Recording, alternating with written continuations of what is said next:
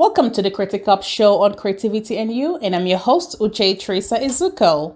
And today's guest comes to us from Tonbridge, England, United Kingdom.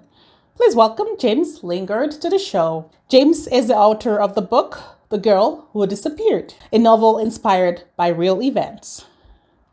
The book has been featured in 16 blogs, including Sue Vincent's Daily Echo blog, and now his second book, CAUCASUS CAULDRON, an action-packed thriller full of danger, death, and fear. James, you're all welcome to the show. Welcome. Thank you for having me. Oh, wonderful. We are excited to be part of your story today. Tell us a bit more about the girl who disappeared and what inspired your character development of Emily as the main character. Well, Emily in real life was my mother. Oh, okay. I am the Richard in the book. So I am the small boy who on the beach waved to the German spotter plane, and the pilot waved back. And my mother was very nearly arrested for signalling to the enemy. Wow. I mean, the war was obviously very exciting because the Blitz bombing, and although we were obviously civilians on the home front in Britain, it was not an easy time at all. So Emily really is factual, and all the events in the book actually happened. The reason it's described as fiction is that there's quite a lot of dialogue, and obviously the dialogue is fictional. That's but right. It's as close to how it was as I can get it. Emily being your mother and you as the little boy in the story. So is it some kind of reflective memories that you were trying to portray in that book? No, I was really trying to tell the story because it's very eventful. So my mother and I moved around the country quite a lot. Okay. So there's more in it than there would be if we'd stayed in one place. That's right. In one place. Oh, that's amazing. That's amazing. Thank you so much for sharing that information with us today. Thank you. The CAUCASUS CAULDRON, I hope I'm pronouncing this right. It has all the spice of MI16, Russian, FSB, the 1992 Georgian War, amongst others, making it a brutal, action-packed novel. Tell us, what inspired your choice of literary genre, and does this influence your personality in any way? The CAUCASUS Cauldron, I decided when I retired I wanted to do something entirely different from the law and writing law books. And I decided I would write an exciting thriller. Not quite James Bond, perhaps, but that sort of a book.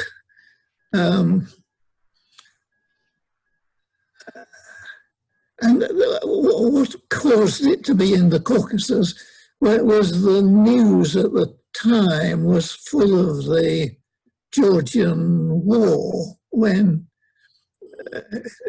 Stalin fell, Georgia became independent. And a tiny place called Abkhazia really wanted to be Russian. A lot of the population was Georgian. It's a very mountainous country. The Caucasus Mountains they're not quite the Rockies, but they're some very substantial mountains. That's right. So it's Russian tanks, it's not that sort of country at all. So Georgia was successful for about 3 days, at the end of which the Russians really sort of decided to stop the war, and the Russian Air Force and the Russian troops drove the Georgians out. Yeah, with the presence of lots of history with the Russian FSB, MI16, and all those, moments, kind of, it makes the story very, very strong. I do see lots of research gone into that book, and I will say, well done for doing what you've done, because the book is rich with research and lots of citations and happenings that took place many years ago. It's amazing to give us something to visualize. Thank you so much for sharing all that useful information with us today. Thank you. Oh, thank you. Yeah. We're still on the show, Critic Up of Facet Production, and this is our call-out session on creativity and you. And today we have a special guest. James Lingard is our special guest today. And for more videos like this, don't forget to subscribe. And James, you're still welcome to the show. Welcome. All right, James, so tell us, The Girl Who Disappeared has been featured in 16 blogs, including Sue Vincent's Daily Echo. Your style and approach to creativity and writing is very unique, using various skills that you have acquired over the years. How has creativity helped you to give you that remarkable growth as an author? Well, of course, as a lawyer, one of the things that I learned to do was to identify what really mattered from all the surrounding garbage. And I also learned to express my arguments in briefly, using simple language. Okay. So, I mean, that's exactly the opposite of what authors do. It may account for the fact that my style is different, because although the books are not sort of compressed in the way that legal briefs might be compressed, background style is with me for life, I'm sure. That's right. So that's why the style is unique. Yes, your style is definitely unique to you, and I love the way, the approach you use in your story and how you present your characters and how they all kind of connected to each other, and how the climax of the story kind of brings out every character's inner strengths and weaknesses. So it's amazing. Which makes your style of writing very unique and special to you. That's amazing. Thank you so much for sharing all that with us today. Thank you. Based on all your experiences over the years, do you have any particular fears, challenges, goals, and accomplishments you would like to share with us today? Oh, I see. No, I don't think so particularly. Okay. I mean, the books, obviously, I didn't hurry them. They took months to mature. And so everything I wanted to put into them, I put into them. Right. Thank you so much, James. We're still on the show, Critic Up of Facet Production, and this is our call-out session on creativity and you. And today we have a special guest. James Lingard is our special guest today. And for more videos like this, don't forget to subscribe. And James, you're still welcome to the show. Welcome. Okay. All right, so tell us, how do you feel about where you are right now in terms of what you have achieved? Well, I've sort of more or less achieved what I wanted to achieve in relation to books. Okay. I may write another book. I'm not sure. That depends how There we go. these books go. But I mean, the problem with books is that millions and millions of people are just totally unaware that they exist. And that will always be so, I'm afraid. I may change to photography, but photography, not just taking pictures, but massaging the pictures into art forms.